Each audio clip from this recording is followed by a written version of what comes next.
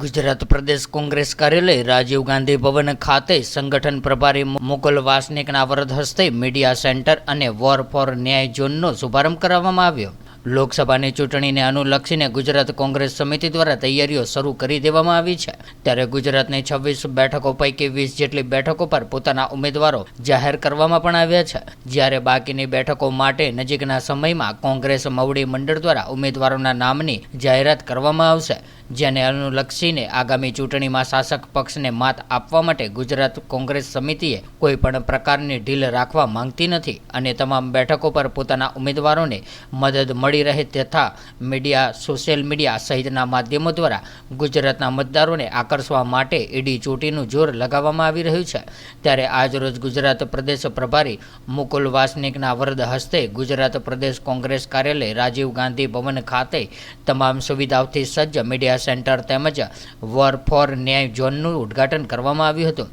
ત્યારે આ પ્રસંગે ગુજરાત કોંગ્રેસના પ્રમુખ શક્તિસિંહ ગોહિલ, ઉપનેતા શૈલેષભાઈ પરમાર, પૂર્વ ધારાસભ્ય સિદ્ધાર્થ પટેલ, અમદાવાદ પશ્ચિમના ઉમેદવાર ભરતભાઈ મકવાણા સહિત કોંગ્રેસના હોદ્દેદારો અને કાર્યકર્તાઓ મોટી સંખ્યામાં જોડાયા હતા। ત્યારે આ media centre, strategies room, coordination room તથા વોર ફોર ન્યાય ઝોનની રચના કોંગ્રેસ પક્ષની યુવા ન્યાય, નારી ન્યાય, કિસાન ન્યાય, ભાગીદારી ન્યાય અને શ્રમિક ન્યાય મુજબ 5 ન્યાયની થીમ હેઠળ વિવિધ 25 ગેરંટીઓ દર્શાવવામાં આવી છે। વોર ફોર ન્યાય ઝોનના 14 જેટલા રૂમોમાં 26 લોકસભા બેઠકના કોઓર્ડિનેટર દ્વારા લોકસભા ચૂંટણીની રાઉન્ડ ધ ક્લોક સક્રિય કામગીરી કરવામાં આવશે અને 78 જેટલા વરિષ્ઠ આગેવાનો ચૂંટણીલક્ષી પ્રક્રિયા પર સતત મોનિટરિંગ કરશે।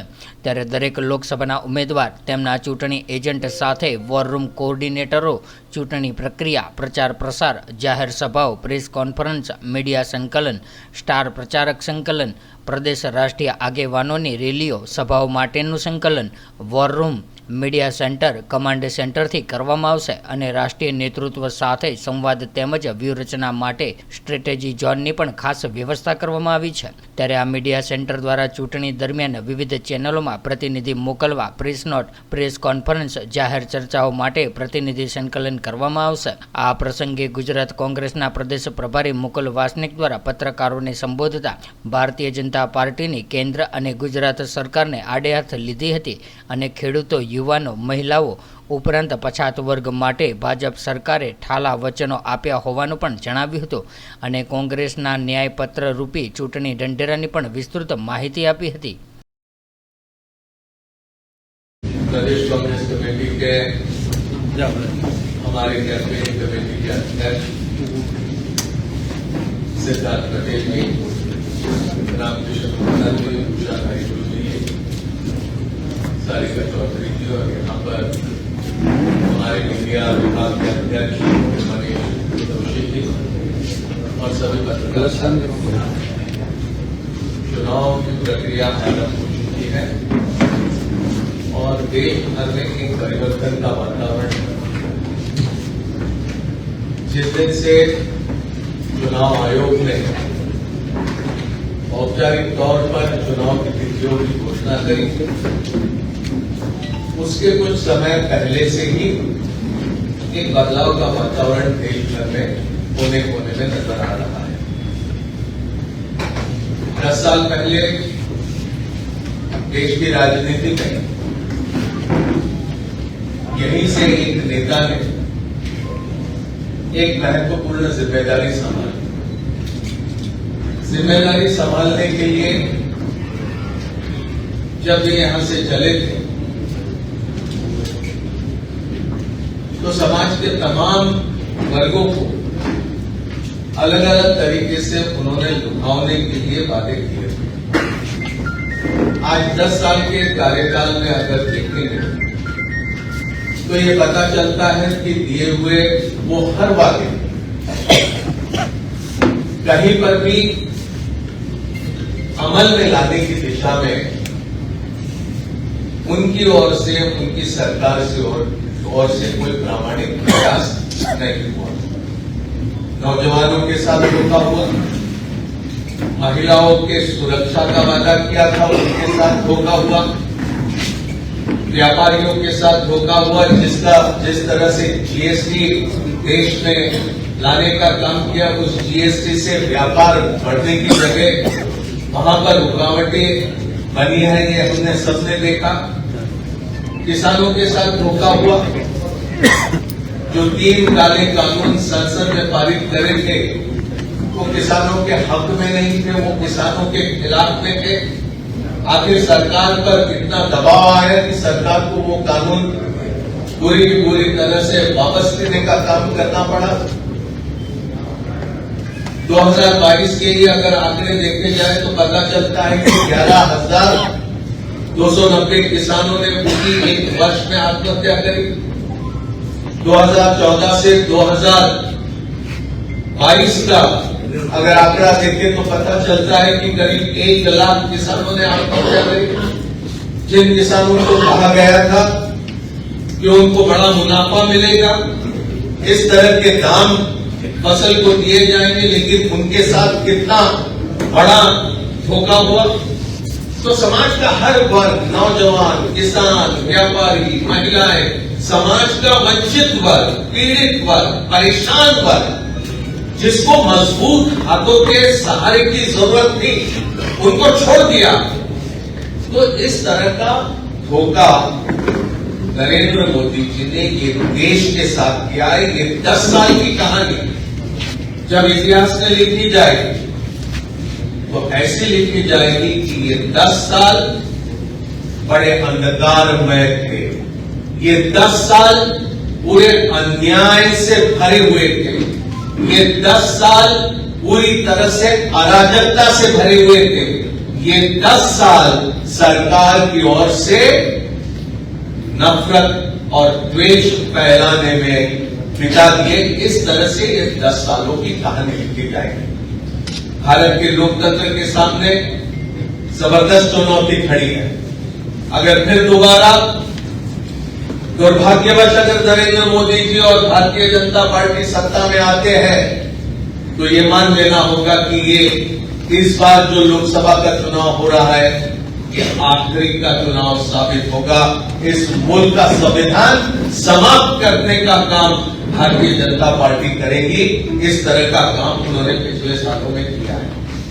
हम ये समझते हैं कि लोकतंत्र बचाने के लिए, भारत के संविधान को बचाने के लिए, जो भारत का संविधान हमारे तमाम सामाजिक वर्गों को समानता का, समता का, सामाजिक न्याय का, राजनीतिक न्याय का और आर्थिक न्याय का एक महत्वपूर्ण दस्तावेज करके बना हुआ है, उसके सामने आज चुनौती है। तो उसको बचाने का भी ये लोकसभा का चुनाव अत्यंत महत्वपूर्ण है। भारतीय राष्ट्रीय कांग्रेस की तरफ से मल्लिकार्जुन खड़गे साहब, हमारे माननीय कांग्रेस अध्यक्ष, आदरणीय सोनिया गांधी जी, आदरणीय राहुल गांधी जी ने देश के समक्ष हमारे न्याय पत्र को रखा है। हमने ये सारे चुनाव में, ये लोकसभा चुनाव में न्याय को रेखांकित किया है, क्योंकि पिछले 10 साल ये अन्याय भरे रहे हैं।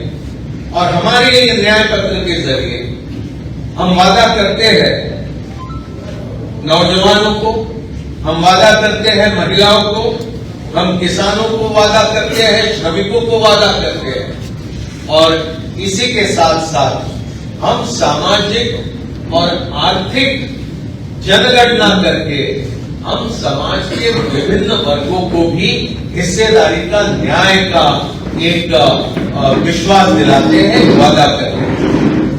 कल हम जब सरकार में आते हैं लोगों के समर्थन के जरिए, तो हमारा ये वादा है कि हर शिक्षित युवा को पहली नौकरी पक्की रहेगी, उसको 1 लाख रुपए सालाना का स्टाइपेंड हम देने का काम करेंगे।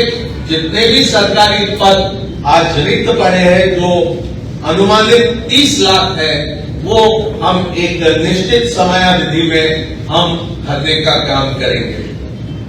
हम एक 5,000 करोड़ का एक अलग से कॉर्पस फंड बनाएंगे, जिसके जरिए हर जिले में स्टार्टअप शुरू करने के लिए केंद्रीय सरकार की ओर से आर्थिक सहयोग देने का काम होगा। गरीब परिवारों की महिलाओं को सालाना 1 लाख रुपए मदद देने का भी हमारा वादा है। हम किसानों के कर्ज माफी के लिए एक स्थायी तौर पर हम कमीशन गठित करने का काम करेंगे और एमएसपी सुनिश्चित करने के लिए हम कानूनी गारंटी देने का भी हम वादा करते हैं। स्वामीनाथन जी ने जो सिफारिशें करी थी किसानों के संबंधित और किसानी से संबंधित, हम उन सिफारिशों को लागू करने का भी वादा करते हैं। मनरेगा में 400 रुपए न्यूनतम रोजी देने का भी हमारा वादा है और हम ये वादा करते हैं कि जो 50% का आरक्षण पर एक प्रतिबंध लगा है कि दलित, आदिवासी और अन्य पिछड़े वर्गों को 50 से अधिक आरक्षण नहीं मिल सकता है, तो उसको भी हम संसद में कानून के जरिए हम शीतल करेंगे ताकि हम अधिक मात्रा में दलित, आदिवासी और अन्य पिछड़े वर्गों को हम आरक्षण के जरिए फायदा पहुंचाने का काम करेंगे।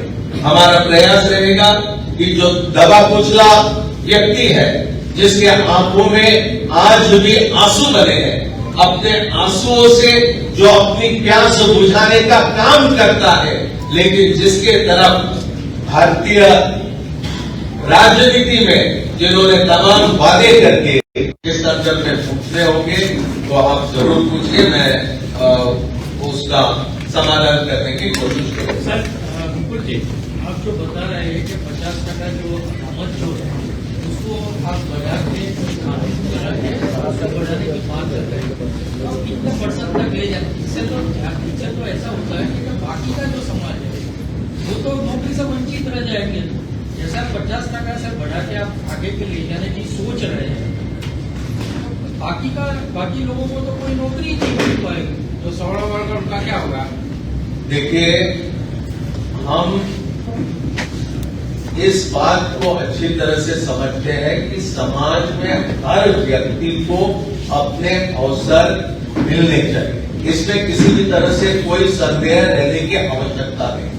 लेकिन आप ये तो समझ लीजिए कि आज देश में 1% ऐसे लोग हैं जो भारत के संपत्ति का करीब 25% हिस्सा, महज 1% लोग उसका लाभ ले रहे हैं। अब 25% अगर हमारी संपत्ति अगर 1-2% लोगों के हाथों में है, तो ये क्या न्याय संगत है? ये न्याय संगत नहीं है। हम कहते हैं कि हमारी अर्थव्यवस्था इतनी बड़ी हुई, लेकिन अर्थव्यवस्था के आकार से ज्यादा महत्व इस बात का है कि वो आर्थिक संपत्ति किस तरह से समाज में वितरित हुई। क्या कुछ ही हाथों में वो केंद्रित हुई कि समाज में समान रूप से वो लोगों के हाथों तक के पहुंचे।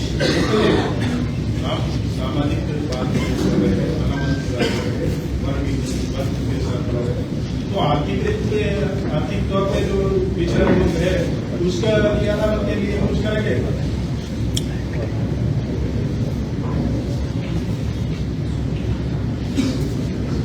देखिए, जब हम सरकार में थे इससे पहले 2014 तक, तब आपको ये बात का भी संज्ञान होगा कि इकोनॉमिकली वीकर सेक्शंस हमारे समाज में जो है उनको भी हमने शैक्षणिक संस्थाओं में आरक्षण दिया।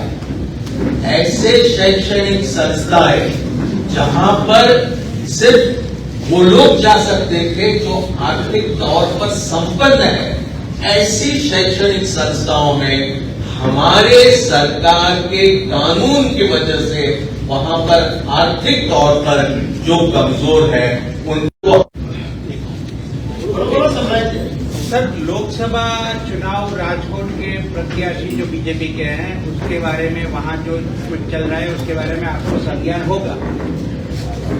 अब ये है कि 16 तारीख को फॉर्म भर रहे हैं। बात कांग्रेस की ओर से ये आ रही है कि परेश दानानी को राजकोट लोकसभा चुनाव बैठक से लड़ाया जाए। इस स्थिति में गुजरात के पूर्व मुख्यमंत्री विजय रूपाणी ने ये कहा है कि मौके का फायदा उठाना चाहती है कांग्रेस, पर वो हार जाएगी। इस पर क्या कहना है पूरे विवाद और परेश धानानी की संभवत उम्मीदवारी के बारे में? देखिए, हमारे 20 प्रत्याशियों का ऐलान हमने कर लिया है, 4 प्रत्याशियों का ऐलान बचा हुआ है। प्रदेश के तमाम नेताओं से विचार विमर्श हो गया है। हम करीब करीब अपना फैसला कर चुके हैं। किसी भी समय हम हमारे 4 प्रत्याशियों की घोषणा कर देंगे। आप सिर्फ राजकोट की बात कर रहे हैं, मैं पूरे गुजरात की बात कर रहा हूं। जो फिजा आज गुजरात में है, राजकोट में जिस तरह के बयान दिए वो कितने गैर जिम्मेदारान बयान है, ये मुझे कहने की आवश्यकता नहीं। किस तरह से उसका विरोध हो रहा है वो मुझे बताने की आवश्यकता नहीं। लेकिन ये सिर्फ किसी एक व्यक्ति का नहीं, भारतीय जनता पार्टी ने शीर्ष पर बैठे नेताओं से लेकर तो जिलों में उनके तमाम जो नेता काम करते हैं वो ऐसे गैर जिम्मेदारान बयान देने के लिए जाने जाते हैं। उनका ये स्वभाव है। समाज में नफरत कैसे फैलाए, देश कैसे फैलाए, ये भारतीय जनता पार्टी की राजनीति है। तो राजकोट तक के सीमित नहीं, मैं यहां पर भरोसा दिलाता हूं, गुजरात में वातावरण पूरी तरह से बदल गया है। ये जो हमारे पार्टी के नेताओं को तोड़ने का काम जो भारतीय जनता पार्टी कर रही है वो क्यों कर रही है? सिर्फ यहां गुजरात में नहीं तो तमाम दूसरे राज्यों में, क्योंकि वो घबराए हैं। उनको पता है, कह रहे होंगे कि इतना आंकड़ा हम पहुंचेंगे, लेकिन जो मजबूत होता है उसको ये बोलने की जरूरत नहीं होती कि मैं मजबूत हूं, मैं पहलवान हूं। उसको जबरदस्ती ये कहना पड़ रहा है मैं पहलवान हूं। वो पहलवान नहीं है। ये जब वोटों की गिनती होगी तब पता चलेगा। गुजरात में कांग्रेस के बड़ी तादाद में यहां से सांसद चुनकर आएंगे, ये मुझे विश्वास है। Subscribe now and press the bell icon. Never miss an update.